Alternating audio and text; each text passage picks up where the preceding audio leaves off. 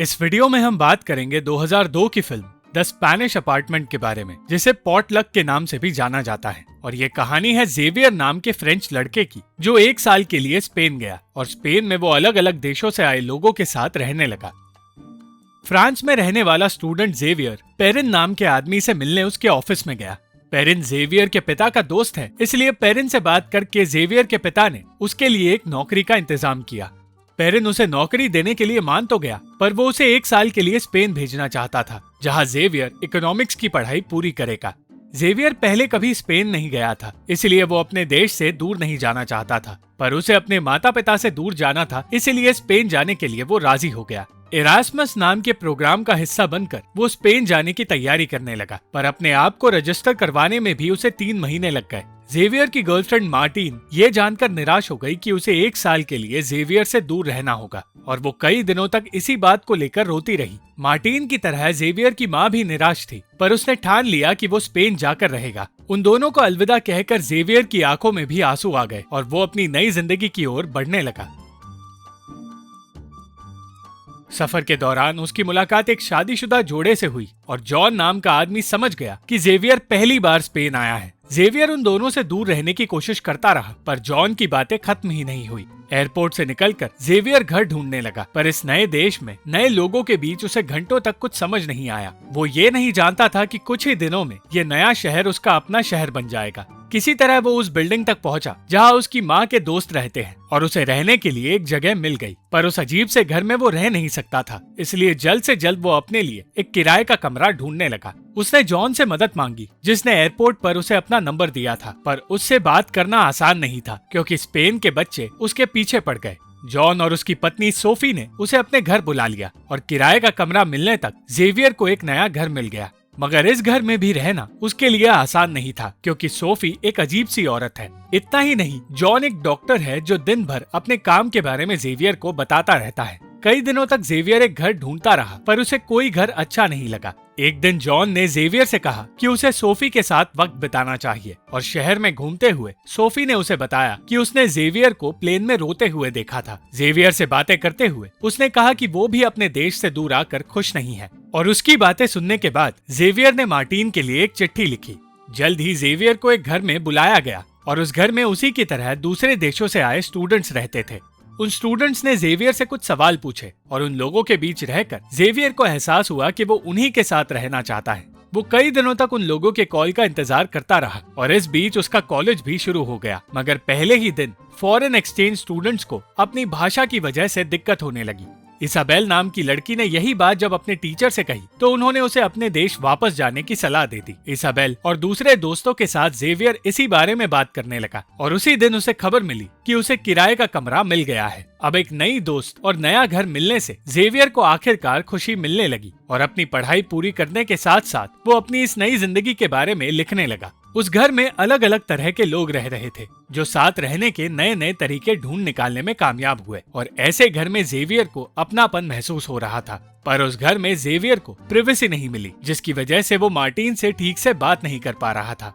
उस घर में एक चार्ट तैयार किया गया था, जिसकी मदद से वेंडी नाम की ब्रिटिश लड़की हर किसी के परिवार से बात कर पा रही थी। दूसरी ओर जेवियर सोफी के साथ पहले से ज्यादा वक्त बिताने लगा, और एक दिन वक्त बिताते हुए उसे पता चला कि सोफी की तबीयत ठीक नहीं है। सोफी खुश तो थी, पर जेवियर को समझ आने लगा कि वो जॉन के साथ खुश नहीं है। दूसरी ओर जेवियर के घर पर मकान मालिक आया और अपना घर बेचने की बात करने लगा। उसने घर की बुरी हालत देखी और उससे गंदगी छुपाने की कोशिश नाकामयाब रही। उसने जेवियर से कह दिया कि उन सबको ये घर खाली करना होगा, पर एक तरफ जहां दूसरे लोग छुप रहे थे, वहीं जेवियर मकान मालिक से बात करने की कोशिश कर रहा था। जेवियर की बात सुनकर उन सबको घर में रहने की इजाजत दी गई, पर अब उन्हें पहले से ज्यादा किराया देना होगा। अपने हिस्से का किराया कम रखने के लिए उन्हें एक और किराएदार की जरूरत थी, और इस मुश्किल का हल जेवियर के पास था। उसने इसाबेल को किराएदार बनाने के बारे में सोचा, और इंटरव्यू के बाद लड़कों को इसाबेल पसंद आई, पर लड़कियों को वो कुछ खास नहीं लगी। इसाबेल और जेवियर अब एक दूसरे के सबसे करीबी दोस्त बन गए, और कुछ दिनों बाद इसाबेल की गर्लफ्रेंड उससे मिलने आई। ऐसा होने पर जेवियर को मार्टिन की याद आने लगी, पर वो स्पेन आने के लिए राजी नहीं थी। जब वेंडी को पता चला कि इसाबेल एक लेस्बियन है तो वो हैरान हो गई, पर उसे इस बात से ज्यादा फर्क नहीं पड़ा। कुछ दिन गुजरे और आखिरकार मार्टिन जेवियर से मिलने स्पेन आई। वो दोनों एक दूसरे को देखकर बहुत खुश थे और जेवियर ने उसे अपने दोस्तों से भी मिलवाया, पर मार्टिन को ना तो उसके दोस्त और ना ही उसका घर पसंद आया। एक पूरा दिन साथ गुजारने के बाद अगले ही दिन मार्टिन को फ्रांस लौटना पड़ा और इस बात से वो दोनों ही खुश नहीं थे। इसाबेल और जेवियर दोनों के हालात एक जैसे थे और वो एक दूसरे को बेहतर महसूस कराने की कोशिश कर रहे थे। धीरे धीरे जेवियर स्पेनिश सीखने लगा और शहर में हर कोई अब उसे पहचानने लगा। एक दिन मार्टिन उससे नाराज हो गई क्योंकि वो फ्रांस नहीं जा पाया। जेवियर ने उसे समझाया कि उसके पास फिलहाल सफर के लिए पैसे नहीं है, पर मार्टिन ने उसकी बात नहीं सुनी। जेवियर सोफी के साथ इतना ज्यादा वक्त बिताने लगा था कि अब उसका ध्यान अपनी पढ़ाई से हटने लगा। वो सिर्फ सोफी के बारे में सोचता रहा।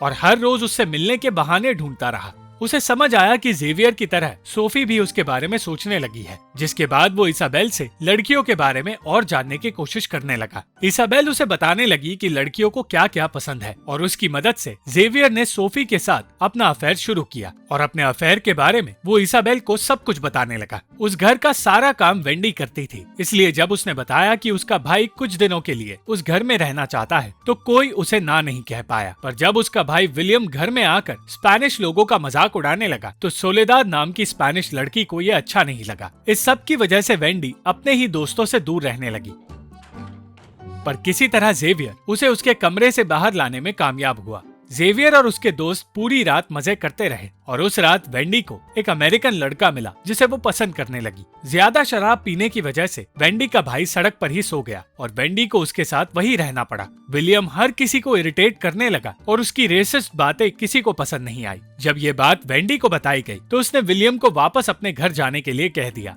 उन दोनों के बीच बहस तो हुई, पर फिर से सुलह भी हो गई। दूसरी ओर जेवियर और सोफी का अफेयर जारी रहा, पर अब उसे एहसास होने लगा कि उसे सोफी से दूर रहना चाहिए। उसी शाम मार्टिन का कॉल आया और जेवियर के दोस्तों को समझ आया कि वो इस कॉल से खुश नहीं है। मार्टिन ने जेवियर को छोड़ने का फैसला किया और इस ब्रेकअप ने जेवियर का दिल तोड़ दिया। वो अगले ही दिन मार्टिन से बात करने फ्रांस चला गया और बहस करते हुए मार्टिन ने कह दिया कि जेवियर सिर्फ अपनी पढ़ाई और दोस्तों से प्यार करता है, इसलिए उसे जेवियर के साथ रहना ही नहीं है। जेवियर परेशानी की वजह से अपनी माँ से भी बुरा बर्ताव करने लगा और एक ही दिन में फिर से स्पेन लौट आया। वो अब पूरी तरह बदलने लगा था और दिन भर घर में निराश होकर बैठा रहता था। ये बात लार्स को पसंद नहीं आई और उसने जेवियर को बेहतर तरीके से जीने के लिए कह दिया। अचानक लार्स को पता चला कि वो अपनी एक्स गर्लफ्रेंड के बच्चे का पिता है और ये जानकर लार्स की गर्लफ्रेंड सोलेदाद उससे नाराज हो गई। अब लार्स भी जेवियर की तरह ही जीने लगा और हालात बदतर करने का काम विलियम कर रहा था। जेवियर को लगने लगा कि उसका दिमागी संतुलन बिगड़ने लगा है और उसे अजीबोगरीब चीजें दिखने लगी।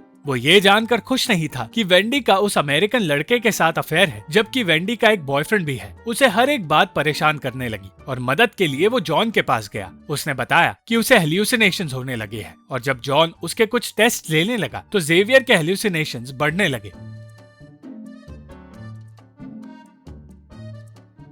कुछ दिनों बाद जॉन ने उसे बताया कि उसे कोई बीमारी नहीं है, पर फिर उसने कहा कि उसे सोफी से दूर रहना होगा क्योंकि सोफी ने जॉन को अपने अफेयर का सच बता दिया है। जेवियर ने सोफी से मिलना छोड़ दिया, पर वेंडी ने अपना अफेयर अब तक खत्म नहीं किया और एक दिन अलेसांद्रो को पता चला कि वेंडी का बॉयफ्रेंड वेंडी से मिलने स्पेन आ रहा है। जब ये बात जेवियर को पता चली तो वो जल्द से जल्द वेंडी तक ये बात पहुंचाने की कोशिश करने लगा। वेंडी के सारे दोस्त और विलियम उसके अफेयर का सच छुपाने की कोशिश कर रहे थे, पर वेंडी इस बात से बिल्कुल अनजान थी। सही वक्त पर जेवियर घर तक पहुंच गया और उसे दरवाजे पर वेंडी का बॉयफ्रेंड मिल गया। बाकी के दोस्त भी वहां आ पहुंचे और मौका देखकर विलियम खिड़की के रास्ते से घर में घुसने की कोशिश करने लगा। घर में घुसकर उसने वेंडी को सच तो बताया, पर सच छुपाने की कोशिश में विलियम ने वेंडी के बॉयफ्रेंड से कह दिया कि वो अमेरिकन उसका बॉयफ्रेंड है। विलियम की ऐसी हालत देखकर हर किसी को मजा आया और वो सब वेंडी को बचाने में कामयाब हुए।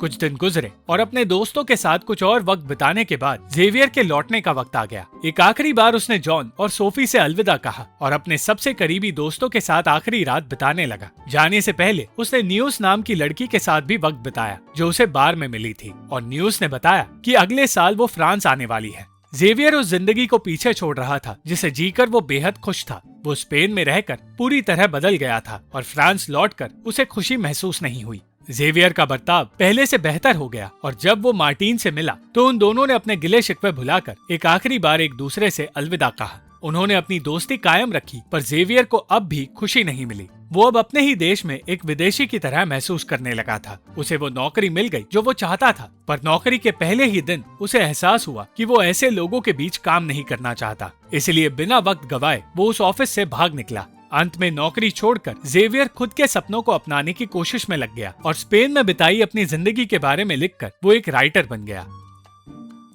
Thank you for watching this video. अगर आपको ये वीडियो पसंद आई तो इस वीडियो को लाइक, शेयर और इस वीडियो पर कमेंट जरूर करें और इस चैनल को सब्सक्राइब करना मत भूलना।